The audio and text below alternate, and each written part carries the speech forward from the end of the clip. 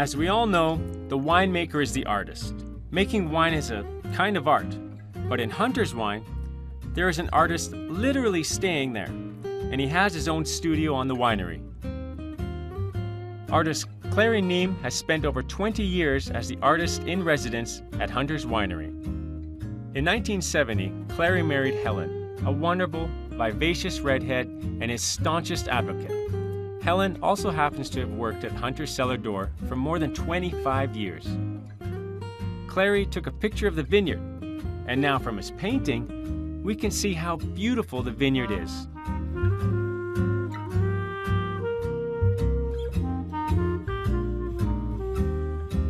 After chatting with Clary, I met Jane, the owner of the winery. Jane has been acclaimed as the First Lady of New Zealand wine.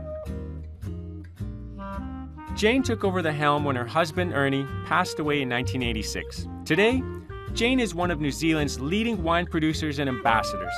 She's a strong woman, but not as cool and tough as you thought. And she is actually an extremely friendly woman.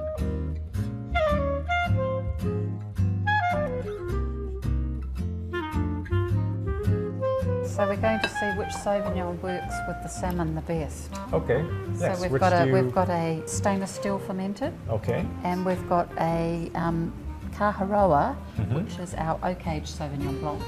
So this is the traditional Marlborough Sauvignon Blanc now. Okay. Really crisp and clean, but then fermenting in barrel gives a richness and a textural component. So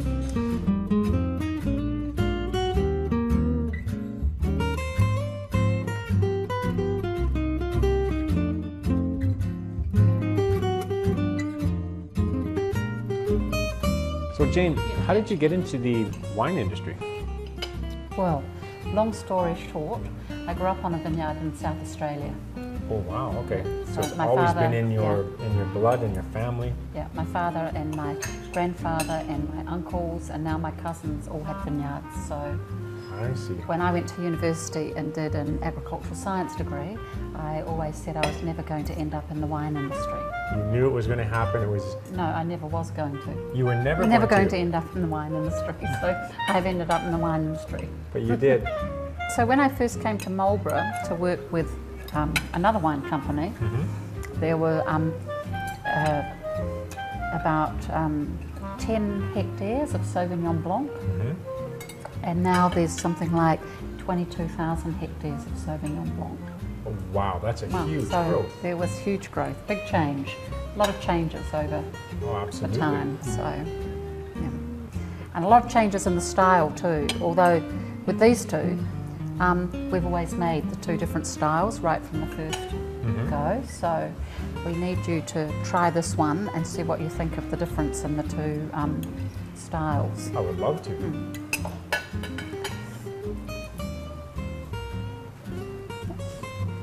So how will this one differ from the steel vats? So the steel vats have refrigeration, so we can control the temperature of the fermentation. A barrel kind of goes on its own tangent, and it ferments at a lot warmer temperatures than the tech. So you get richness and creaminess.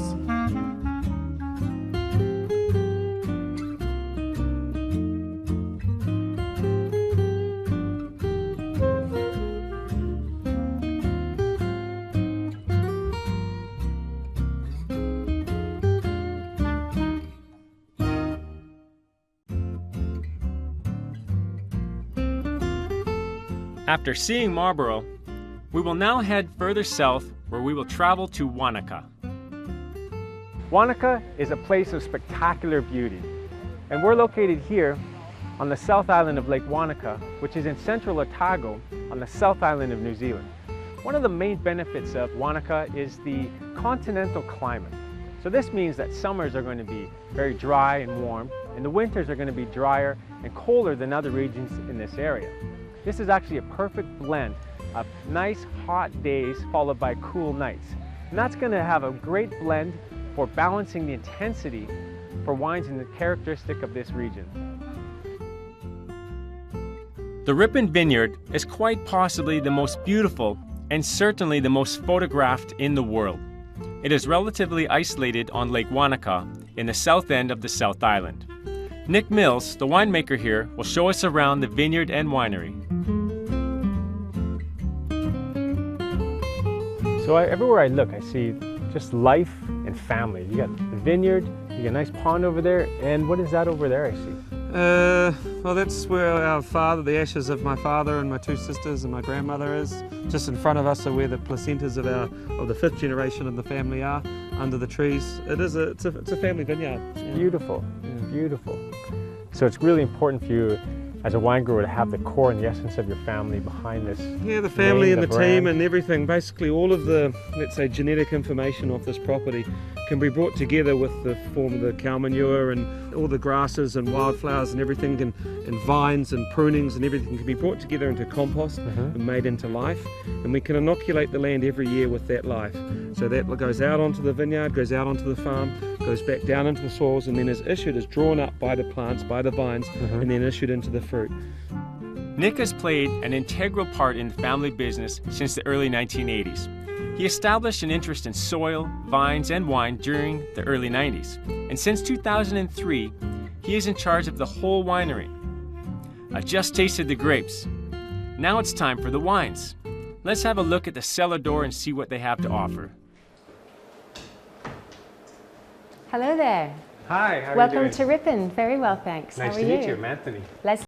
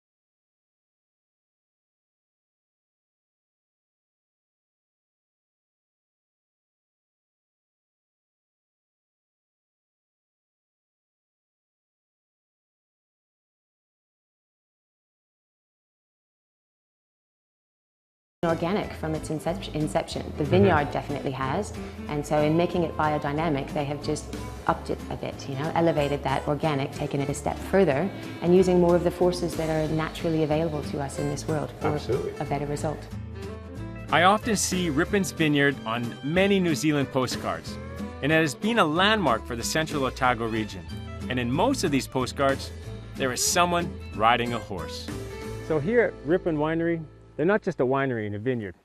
They actually have horse riding, and you can tour around the grounds and enjoy the vineyard.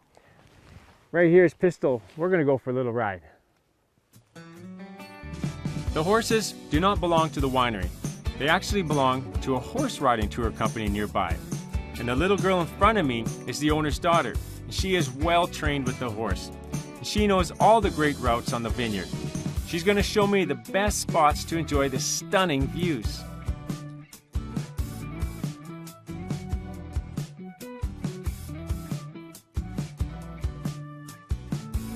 Stepping onto this beautiful land has its precautions and restrictions. Making sure not to contaminate the soil from outside soils, they have strict phylloxera protocols. When you think of New Zealand wines, probably the most similar place in Europe that one might think of is really Loire Valley, because you're thinking of Sauvignon Blanc, thinking of the Sancerre and the Puy Fumé. It has those light, gentle notes of gooseberry and herbs, but actually, I think that New Zealand is probably more similar to Alsace because of its intense aromatics, because of the sunshine that you can find in the glass. And another region, if you were to compare, is really Germany, because of its focus on just a few key top high-class grape varieties and do this very, very well. Just like Germany took the world and enchanted the world with their amazing floral aromatic Rieslings, so New Zealand is doing the very same with their Sauvignon Blanc. German white wines, especially with their Riesling, the aromatic character, the great acidity, it's been popular for centuries. And this is where New Zealand is just beginning. You have the aromatics, the acidity, and the great unique character of New Zealand Sauvignon Blanc, but now, just like Germany, they're discovering Pinot Noir as well. So this is a region that has a lot of promise. A little bit of Germany, a little bit of Alsace, and of course, its roots for Sauvignon Blanc in Loire Valley.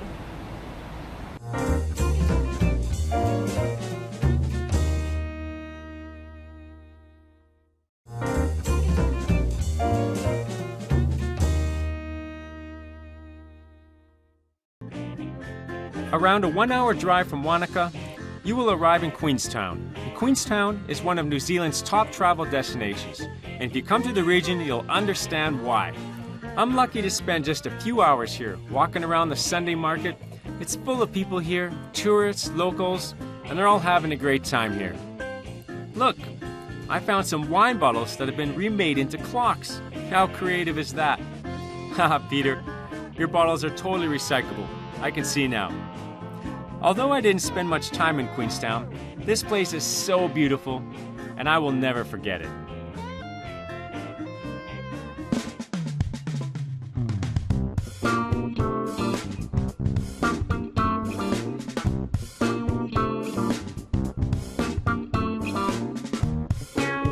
Hello, bonjour. Bonjour. How are you? Good. Je m'appelle Antoine. Hi, Anton. Okay. Kiwi accent. Get in. Yeah. All right. Okay, this should be exciting. We're in a small French car that makes lots of noises. All right, You ready? there we go. Hope there's a roll bar.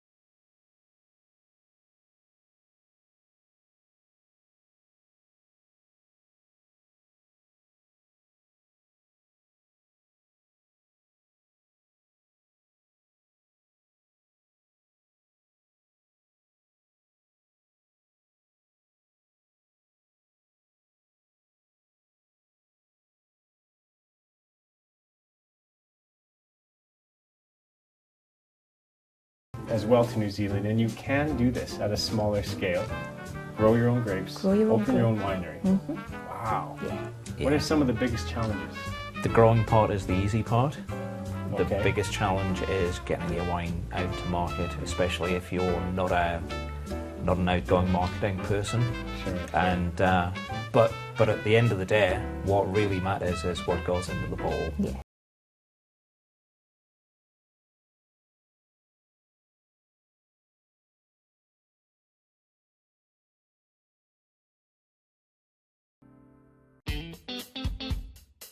Starting up a winery needs courage.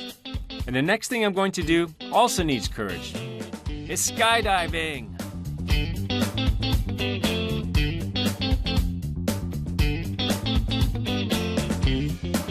Now, besides all the great wineries in Wanaka, because this is an epicenter for fun and adventure, I signed up for skydiving. That's right, 15,000 feet in the air. We're gonna see this beautiful area. Not only did I do that, I signed up my wife, Jocelyn. And to show my love for her, as soon as we land, I've got a very special present for her. So let's go. There are two options, jump or not. But once you've signed, you paid, you have no way to return. Oh, you still have options, jumping from 15,000 feet or 12,000 feet. Of course, I will try the higher one. So that's it. My wife and I are pretty nervous, but I'm a big boy. Sorry, Mom. Hi, Anthony. How you doing? I'm doing all right. Yes, giver. Okay. Are you ready to go jump from a plane? No, not ready. Oh, at least you're honest about it. Yeah.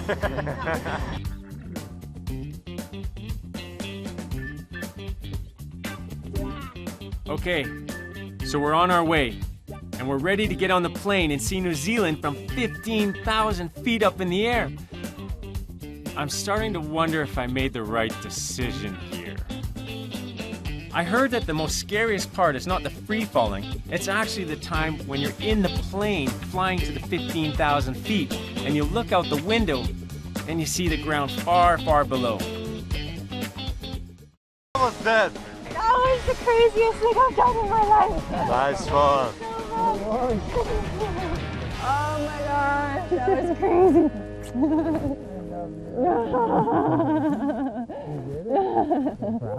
I cried.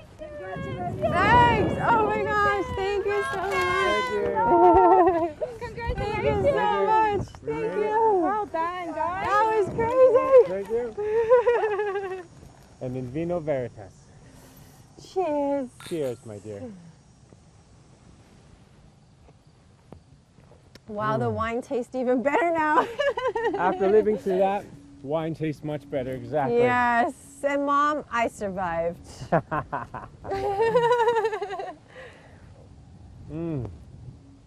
Thanks, Everything's my love. better. Flavors, sound, sight. Love.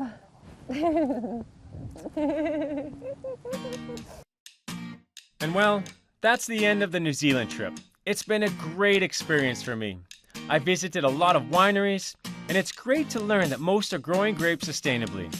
So we enjoy the wine from the land, and we return it with love. Now I know I'm nowhere near a wine master yet, but at least I have learned how to pick a great bottle of wine when it comes to pairing with food.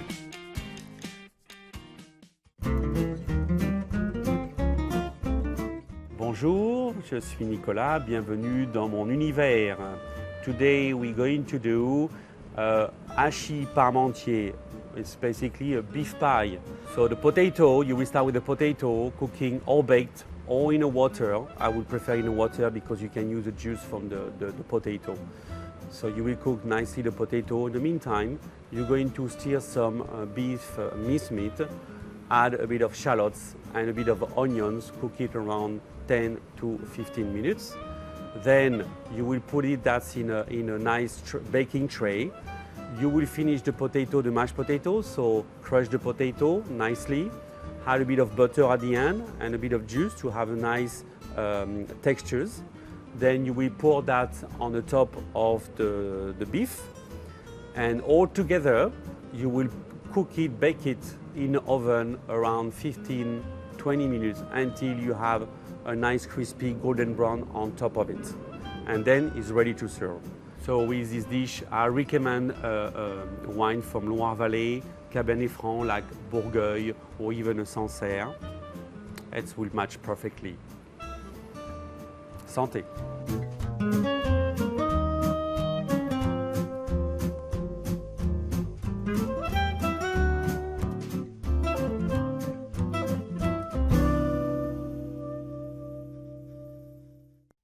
Next episode, we will start the first Sommelier Challenge, a real challenge that tests the sommelier's wine knowledge and their skills on food and wine pairing.